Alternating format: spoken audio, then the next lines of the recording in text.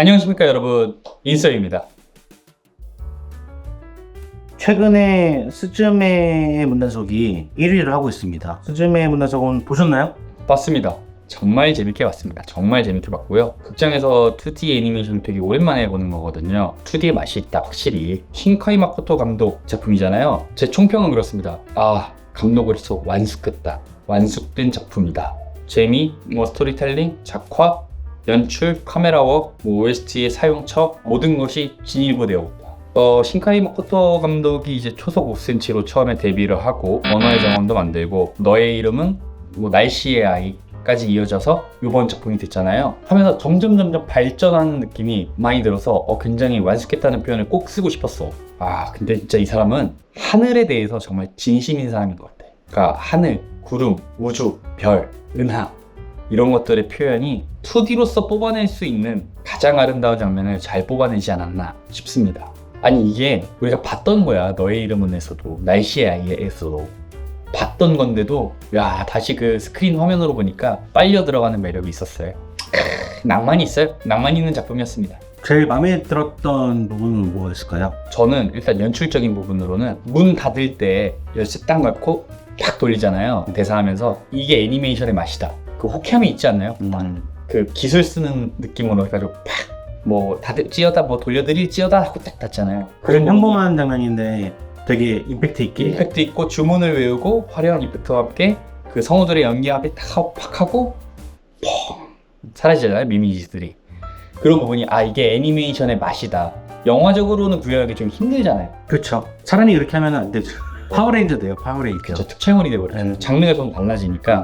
그래서 이게 확실히 애니메이션에서만 느낄 수 있는 희열이 분명히 존재하는 작품이고, 내용적으로는 그 이모가 고양이한테 씌어서 못된 말을 스즈메한테 내뱉잖아요. 사실 네. 주유소에서. 네. 주유소였나? 휴게소에서 사실 너를 거둔 거 후회된다. 나의 시간도 많이 허비가 됐고 그런 얘기를 본의 아니게 하고 싶진 않았지만 빙의 돼서 한 얘기잖아요. 근데 저는 그 부분을 자전거 타면서 이모가 얘기해서 사실 그 생각 안 한 거 아니었다. 근데 저는 그게 굉장히 와닿는 게 그게 사람이거든요. 애니메이션 보는 분들이 조금 더 특히 강하게 갖고 있는 사고관일 수도 있는데 제가 댓글 보면서도 느껴요. 이 캐릭터는 이러한 캐릭터다 라고 정의 내리는 게 강한 것 같아요. 우리를 사랑해 주셨던 분들도 대형 팬더 과거에 구축해놓은 캐릭터가 있기 때문에 이 사람은 이럴 것이다 라는 게 좀 강하잖아요. 근데 사람은 언제나 변화하고 상황도 언제나 변화하고 세상도 우리의 의지와는 다르게 변화합니다. 하고 싶지만 하기 싫은 게 또 사람이기도 해요. 그게 인간 삶이에요. 인간의 삶을 잘 보여주는 것 같아서 누가 봐도 그 이모는 되게 성실하고 스즈메를 잘 보살펴주고 사랑으로 보살펴준 사람이지만 그럼에도 불구하고 그런 마음이 들 수도 있어요. 그게 사람이라고 생각해요.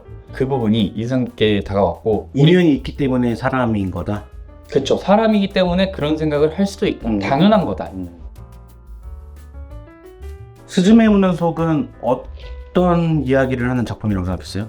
저는 사실 처음에 봤을 때 중간까지는 지진에 대한 얘기라고 생각하고 지방 소멸에 대한 이야기라고 생각했어요. 다른 해석이네. 네, 다른 해석인데 이제 점점 해가지고 이건 지진에 대한 이야기였구나 라는 걸 알게 됐는데 조금 새는 얘기일 수도 있는데 되게 우리나라 사람들한테 중요한 얘기가 될 것 같아서 이 얘기는 꼭 짚고 넘어가고 싶은데 관동 대지진이라는 게 사건이 있은 지 지금 100주년 되는 해예요. 관동 대지진은 일본 사람들한테는 당연히 큰 피해를 입히고 슬픈 일이지만 당시 우리나라 사람들한테는 더 큰 비극이 있었던 사건입니다. 대학살이 있었던 사건이거든요. 조선인에 대한.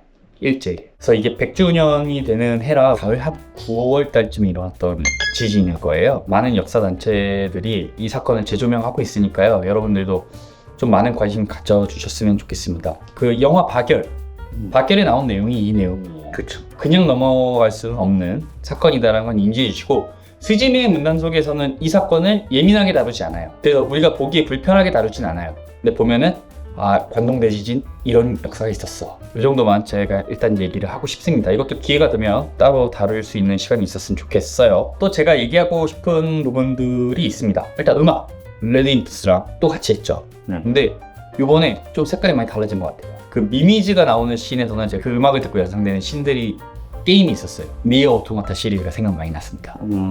그 미미즈가 이렇게 나중에 넓게 구름처럼 퍼지잖아요. 버섯처럼 그 장면이 니어 오토마타 시리즈의 전신은 드래그 온 드래곤이라는 게임이 있습니다. 니어 시리즈의 원류가 되는 스토리적인 원류가 되는 그 3의 D&D 그 음악이랑 막 그런 느낌이 되게 많이 들었거든요. 그리고 중간중간 삽입된 곡들이 좀 많잖아요. 네. 거기서 제가 좋아하는 그 꿈속으로라는 노래가 나와요. 우리나라 사람들 유메드림.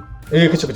그 노래 나오잖아요. 사가시모노 와나는 데스까 이 노래. 그 노래가 나와서 되게 반가웠어요. 그게 이제 일본판 그 남자 그 여자 사전 카레카노 엔딩곡이었거든요. 그렇죠. 저희 시대 때 살았던 사람들은 다 그 노래를 알기 때문에 알죠. 너무 이제 반갑죠. 반갑죠. 그리고 그 원곡이 제가 대형 팬들에서도 얘기한 적이 있는데 그 원곡이 한 73년도 노래예요. 원래 뮤직비디오가 되게 인상적이에요. 롱테이크로 육교에서 기타 치고 노래를 불러요. 그럼 사람들이 그냥 올라와요. 계속 그게 끝이에요. 근데 당시로서도 그렇고 지금 봐도 되게 감각적인 일상적인 뮤직비디오여서 한번 관심 있으시면 찾아보시는 것도 나쁘지 않다고 생각합니다. 이노우에 요시가 발표한 곡이고요.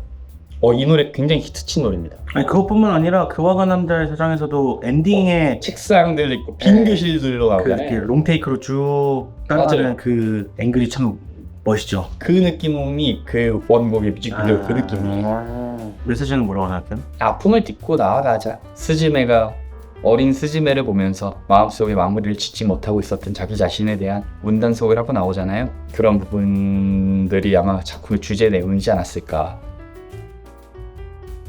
그러니까 알고 보니까 지진 재앙에 관한 얘기, 재앙이 있었던 지역들을 스즈메가 가면서 그곳에서 있었던 어떤 아픔들을 다루는 영화였다고 생각하는데 거기까지 알기 전에는 김영철의 동네 한 바퀴 느낌이었다. 그러니까 지방들을 돌아다니고 맞아요. 저는 이제 지방 소멸로 해석을 처음에 받아들였으니까 잊혀진 곳에 가서 거기를 대표하는 관광지들을 보고 뭐 김영철 배우님께서 이제 식사도 하시고 그러잖아요. 그래서 그런 느낌인가 보다라고 생각하면서 중간에 따라갔거든요, 스토리를. 근데 그럴 수도 있다고 생각이 드는 게 어쨌든 재난이 있었던 곳은 사람들이 살지 않으니까 지방 소멸이라고 생각을 했을 수도 있겠네요. 예, 왜냐면 저도 고베 갔을 때는 그래 한신 대지진이 있긴 있었어.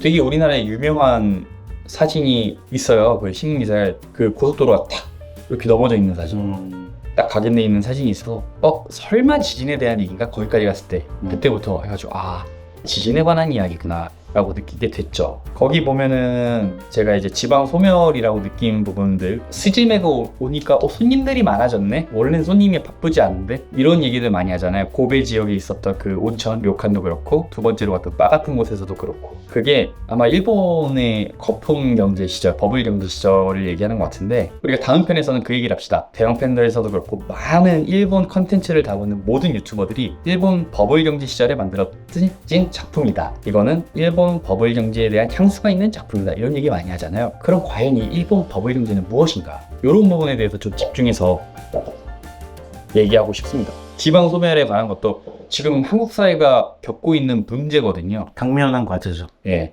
이거를 어떻게 해소하는 방향이 좋을까에 대한 얘기도 좀 스즈메랑 얹어서 얘기를 좀 해볼까 합니다. 그래요? 네. 지금부터 얘기하면 안 돼요. 그럼 여기서 뭐 입으로 나누셔도 되고 네. 한번 쭉 그럼 이야기를 해 나가 보죠.